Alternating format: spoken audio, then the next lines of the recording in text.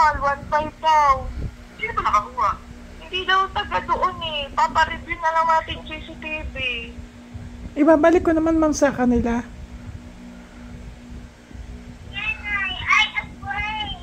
Saan ba nakuha? Saan po ba kayo? Para puntahan na lang po. Dito lang po sa may Gilmore malapit. Sa Gilmore lang daw. Sa Gilmore. Wait. Okay lang po ba ma'am? Saan ba nakuha?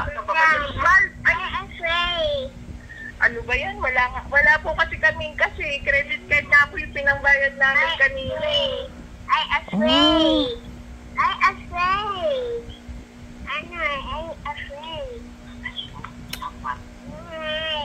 Kahit magkano naman po ma'am, okay lang. Sige po, bukas po, bukas na lang po sa may... Ano ba saan niyo nakuha? Hindi, doon nga sa Aros. Saan mo ba kasi nilagay? Sige po, bukas na lang po, mag-chat po kami kung sinong pwedeng makasama pagpunta dyan. Sige. Kaso wala akong charger. Hindi, magte-text na lang po. May charge naman yata yun eh. Hindi, pagka po, bukas, 8% na lang po kasi yung charge niya ngayon. 8% na lang. Hindi, sa po, yung sa mga uncle dyan po kaya, or 7-Eleven, may charger doon. Wala po kasi akong pera, ma'am eh. 8% na lang daw eh. Maraming battery yan. Oo nga eh, teka. Hindi, sige po, para sure na lang, bukas, alas 9. Ano oras po bukas ng mall? Mga 12? 12. Hello? Hello? Hello, mga 12 na lang po. Doon na lang po sa Aros ulit. Sa may, kahit doon na lang po sa mall. Saan? Doon na lang po sa may Robinsons. Oo nga, saan po sa Robinson? Kasi baka mamaya... Sa harap po. May iba po ba kayong number para doon ko na lang po kayo kukontakin? Wala po akong cellphone, ma'am eh.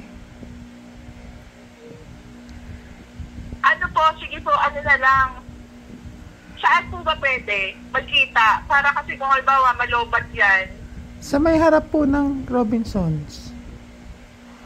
Sa ano ba yun? Yung sa may Aurora? Opo. Sige, doon na lang po. Ano pong pangalan nila? Marlon po. Marlon? Opo.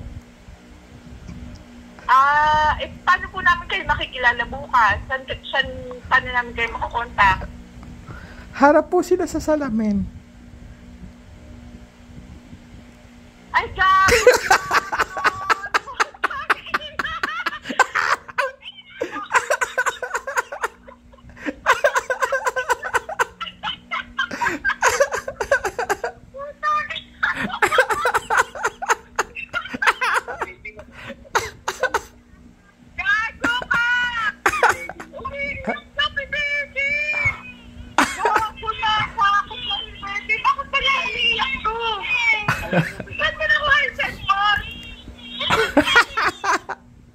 Sa may sasakyan, ano ba naman yan?